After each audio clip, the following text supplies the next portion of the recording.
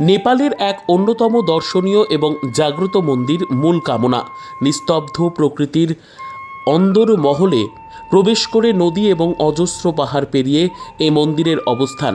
তাই পায়ে হেঁটে নয়, বরং রোপওয়ে করে মন্দিরে পৌঁছতে হয়। অবশেষে রওনা হয়ে গেলাম আমরা মন কামনা মন্দিরে।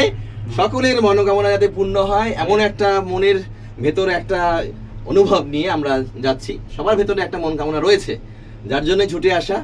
তো সুব্রত, আমরা এখন রোপওয়েতে বসে আছি, তাই তো? আচ্ছা, রোপওয়েতে বসে কি মনে হচ্ছে বলো? রোপওয়েতে তো আগে অনেক উঠেছি, হ্যাঁ, কিন্তু এটা একটু অন্য ধরনের, যেরকম কি কাশ্মীরের গন্ডোলা রাইড যেটা আছে, হ্যাঁ হ্যাঁ হ্যাঁ, সেম খানিকটা ওরকম, কিন্তু ওর থেকে একটু বেশি অ্যাডভেঞ্চার মনে হচ্ছে আমার কাছে। বেশ।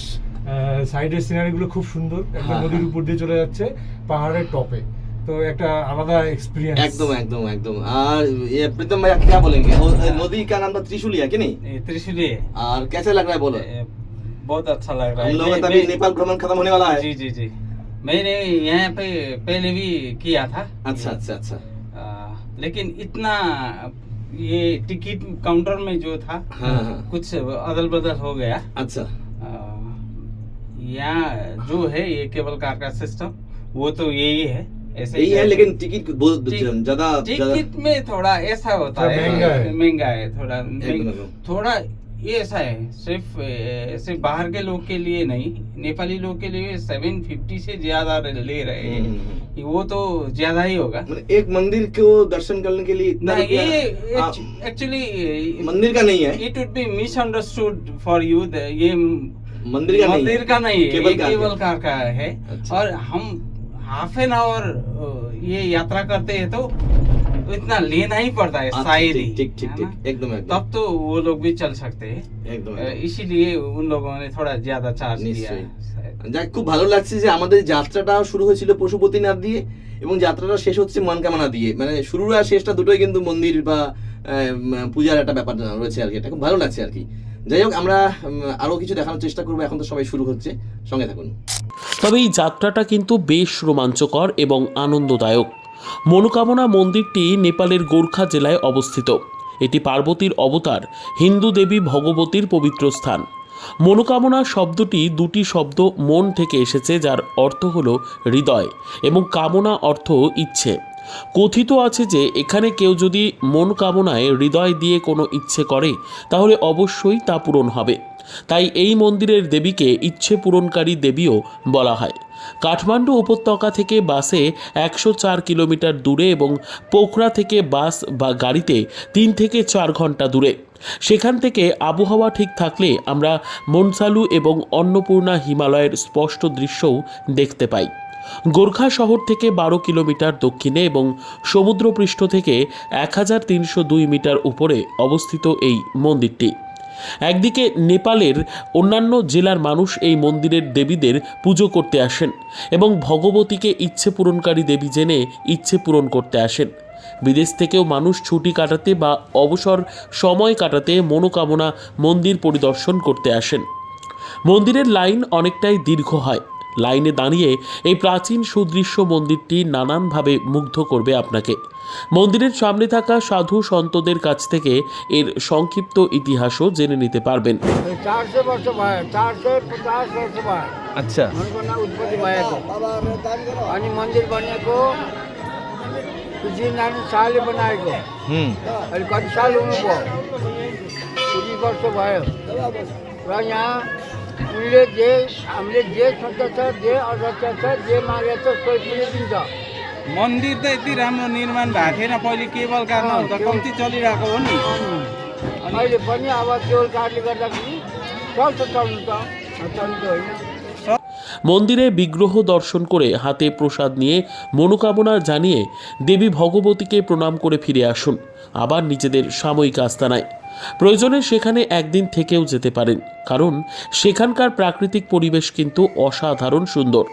এরপর প্রয়োজন অনুযায়ী আপনি সেখান থেকে চলে আসতে পারেন কাঠমান্ডু কিংবা বাসে করে শিলিগুড়িও ফিরে আসতে পারেন।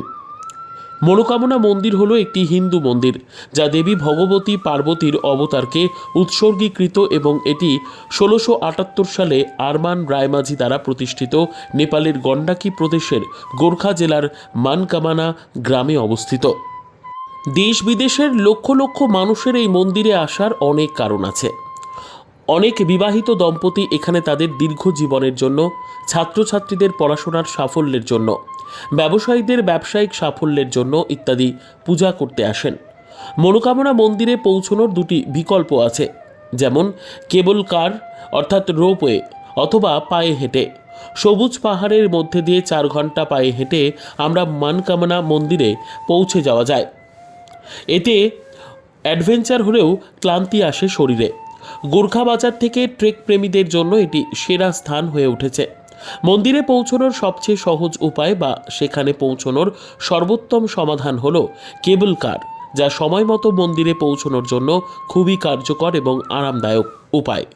কেবল কারটি একবারে 6 জনকে বহন করে এবং অন্য প্রান্তে পৌঁছতে 10 মিনিট কখনো বা তারও একটু বেশি সময় নেয়। কেবল কার থেকে নদী, পাহাড় সহ অপূর্ব প্রাকৃতিক দৃশ্য দেখা দৃশ্যটি খুবই মনোরঞ্জক। কেবল কারের টিকিট কাউন্টার থেকে সংগ্রহ করে লাইনে দাঁড়িয়ে উঠে পড়ুন কেবল কারে। দশাইন এবং নাগ পঞ্চমীর মতো বিশেষ অনুষ্ঠানে ছাগলের মতো অনেক প্রাণীকে বলি দেওয়া হয়। এই স্থানটি পর্যটকদের জন্য অন্যতম পর্যটন স্থান হয়ে উঠেছে। নেপাল বা বিদেশ থেকে মানুষ এখানে দেবী ভগবতীর দর্শনের জন্য আসেন। মনকামনা বাসস্ট্যান্ডের কাছে কিংবা মূল ফটকের সামনে রয়েছে বেশ কিছু হোটেল। বাসস্ট্যান্ডে নেমে একটি বরং হোটেল নিয়ে নেওয়া ভালো, কারণ মন্দিরে যাবার আগে এখানে লাগেজ রেখে পরিষ্কার পরিচ্ছন্ন হয়ে নিজেকে গুছিয়ে নিতে পারেন। এরপর মূল ফটক পেরিয়ে পায়ে হেঁটে চলে আসুন কাউন্টারে। তবে কাউন্টার পর্যন্ত পৌঁছানোর আগেই চারিদিকের অসাধারণ প্রাকৃতিক দৃশ্যপট রীতিমতন মুগ্ধ করবে আপনাকে। তাই বারবার হাত চলে যাবে ক্যামেরার লেন্সে। চারিদিকে রয়েছে নিরাপত্তা রক্ষীদের বেষ্টনী। বিস্তীর্ণ এলাকা ছেড়ে এই মন্দিরের বৃহৎ পরিসর। মনকামনা মন্দিরে আসা বেশিরভাগ দর্শনার্থী স্থানীয় নেপালি এবং ভারতীয় তীর্থযাত্রী। মনোকামনার টিকিটের মূল্য নেপালি এবং ভারতীয় জাতীয়তার জন্য সমান, তবে ভারতীয় এবং নেপালি ছাড়া অন্যদের জন্য আলাদা। মন্দিরগুলির চারপাশে স্থানীয় ধরনের রেস্তোরাঁগুলি সাধারণ খাবার সরবরাহ করে। রয়েছে সাজানো গোছানো বেশ কিছু অভিজাত রেস্তোরাঁও। আপনি আশেপাশের দোকান থেকে আত্মীয় পরিজন এবং বন্ধুবান্ধবদের জন্য উপহার সংগ্রহ করতে পারেন। আমরা জাস্ট মন্দির দর্শন করে এলাম, মনকামনা মন্দির। আমরা দর্শন করার আগে দেখিয়েছি, এবার দর্শন করার পর আমরা অনুভবটা একটু বলছি। আমার জানা ছিল না মনকামনা মন্দিরের বিষয়ে। এখানে আসার আগে আমার এক দাদা বলেছিল যে যাচ্ছ যখন মনকামনা মন্দির দেখে এসো।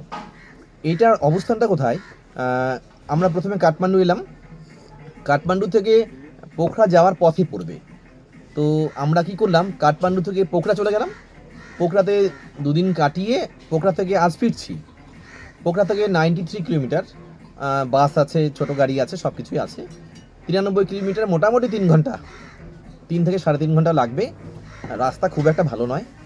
তো আমরা এসে নামলাম এখানটায়। প্রীতম, इस जगह का नाम क्या था जिधर उतरे बस से?